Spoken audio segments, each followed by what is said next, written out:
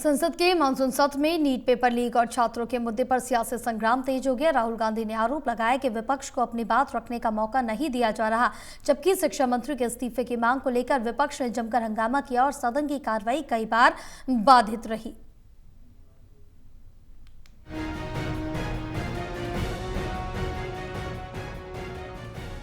संसद के मानसून सत्र में एक बार फिर सत्ता पक्ष और विपक्ष आमने सामने दिखाई दिए। हंगामे की वजह बनी नीट पेपर लीक, छात्रों पर पुलिस कार्रवाई और शिक्षा मंत्री धर्मेंद्र प्रधान के इस्तीफे की मांग। विपक्ष ने इस पूरे मामले को युवाओं के भविष्य से जुड़ा मुद्दा बताते हुए सरकार को घेरने की कोशिश की।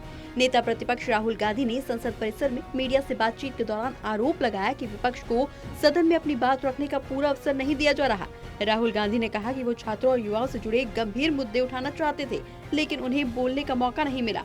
उनका कहना था कि लोकतंत्र में विपक्ष की आवाज सुनी जानी चाहिए, लेकिन सदन के भीतर ऐसा माहौल नहीं बनाया जा रहा।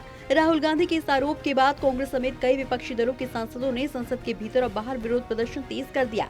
विपक्षी सांसदों ने शिक्षा मंत्री धर्मेंद्र प्रधान के इस्तीफे की मांग को दोहराते हुए कहा कि पेपर लीक जैसे गंभीर मामले में सरकार जवाब देने से बच रही है। विपक्ष का आरोप है कि लाखों छात्रों का भविष्य दांव पर लगा है, इसीलिए सरकार को स्पष्ट जवाब देना चाहिए। कि वो चाहते हैं कि हम अपने एमपी से कहें कि डिस्कशन होना चाहिए। अब नॉर्मल प्रोटोकॉल होता है कि अगर कोई किसी का नाम लेता है तो फिर उसको रिस्पांस दिया जाता है। तो हमसे कहा कि हमें चर्चा करनी है। जब मैं उसका जवाब देना चाह रहा था, फिर मुझसे माइक ले लिया, मुझे अपॉर्चुनिटी नहीं दी। मगर मैं क्लियरली कहना चाहता हूं, जो ऑपोजिशन का स्टांस है, 3 मांगे हैं स्टूडेंट्स की। पहली मांग, corrupt education minister has to go. Second, जिन लोगों ने स्टूडेंट्स पे आक्रमण किया, मारा, उन पर एक्शन, अकाउंटेबिलिटी। और third, that prime minister should apologize to the student.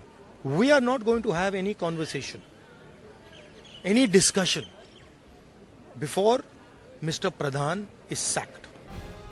वहीं सरकार ने विपक्ष के आरोपों को खारिज करते हुए कहा कि नीट मामले की जांच चल रही है और दोषियों के खिलाफ सख्त कार्रवाई की जा रही है।